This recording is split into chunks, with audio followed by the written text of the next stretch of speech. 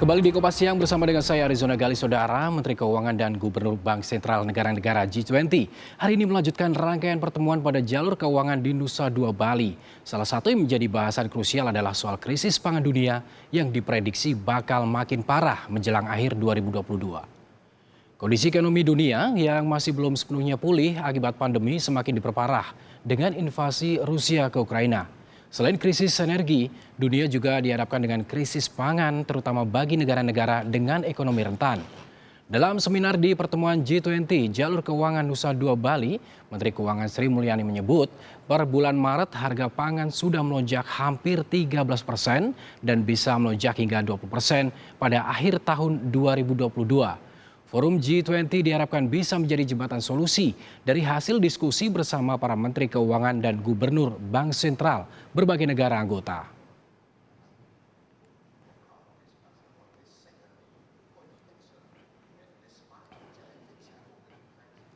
Informasi selengkapnya, Saudara, kita akan bergabung dengan jurnalis Kompas TV ada Putri Oktaviani di arena seminar Jalur Keuangan G20 di Nusa Dua Bali. Selamat siang, Okta. Okta, sebenarnya pertemuan di Menteri Keuangan dan juga Gubernur dari Bank Sentral beberapa negara anggota di G20 ini berlangsung selama 2 hari. Apa poin pembahasan pada hari ini? Iya Gali dan juga saudara, selamat siang. Ada sejumlah poin pembahasan yang memang dibahas dalam presidensi G20 Indonesia ini. Tetapi yang kami soroti kemarin banyak sekali dibahas adalah soal food insecurities atau kerawanan pangan. Ini merupakan satu dari sejumlah agenda besar yang memang dibahas dalam G20 jalur keuangan selain dari inklusi keuangan, digitalisasi maupun juga stabilitas ekonomi global. Kemarin terkait dengan kerawanan pangan pun juga masuk dalam high level seminar, diantaranya ada Menteri Keuangan Sri Mulyani, kemudian juga sejumlah Menteri Keuangan dari berbagai negara. Kondisinya saat ini, Gali dan juga saudara, Indonesia dan juga dunia ini tengah was-was dengan adanya krisis pangan dan juga energi.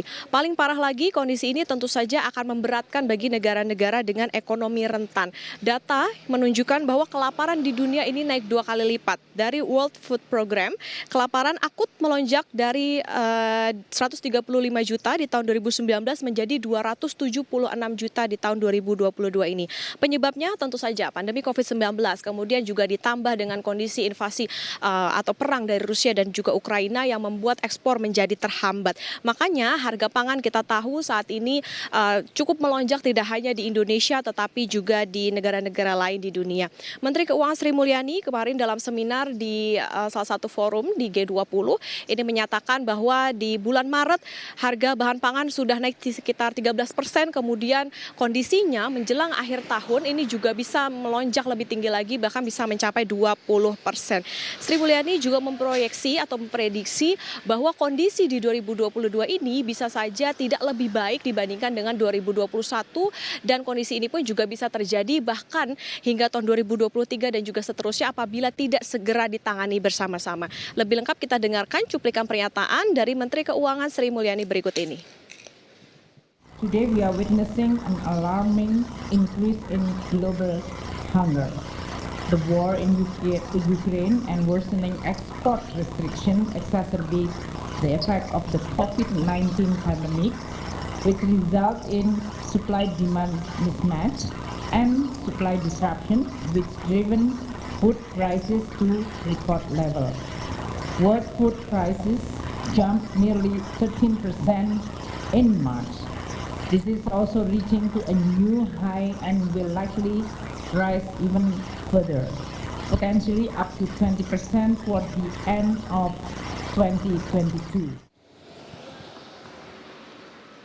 Gali dan juga saudara, inilah yang terpenting bahwa kewaspadaan atau kekhawatiran dunia terhadap krisis pangan ini juga harus segera ditangani.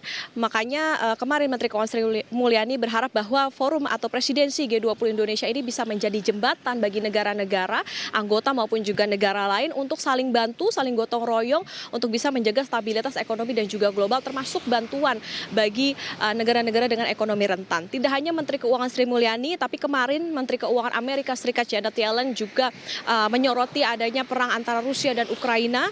Kemudian kemarin Janet Yellen juga menyatakan atau mengatakan dalam seminar ada 3 upaya yang bisa dilakukan supaya bisa keluar dari krisis pangan.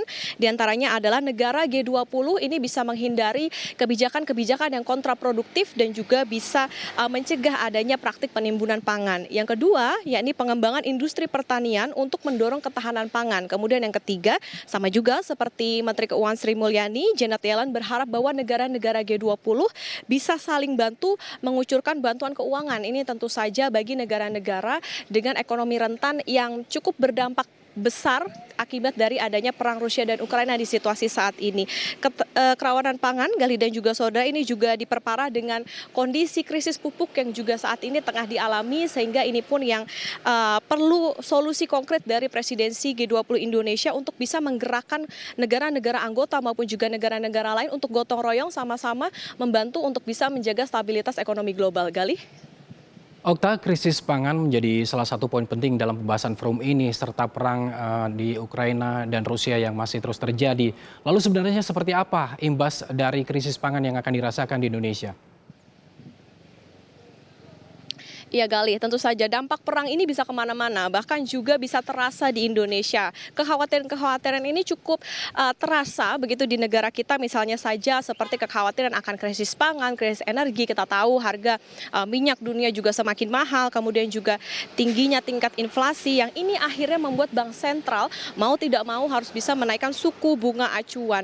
Kemudian kalau kita lihat saat ini juga harga bahan pokok juga terutama yang impor ini semakin mahal, dan masa depan setiap negara, terutama mereka yang menanggung beban utang luar negeri ini juga semakin mengkhawatirkan. Apalagi kalau misalnya saat ini di tengah ketidakpastian, kemudian juga kurs yang tidak stabil, lalu apabila nantinya kurs lemah, lalu utang jatuh tempo, nah ini yang bisa berbahaya bagi negara-negara di dunia. Dan makanya kemarin di dalam forum G20 ini tentu saja semua menteri keuangan yang juga bertemu maupun juga gubernur bank sentral berharap perang ini bisa segera berakhir supaya kondisinya ini bisa lebih baik, kondisi global, stabilitas ini juga bisa lebih baik.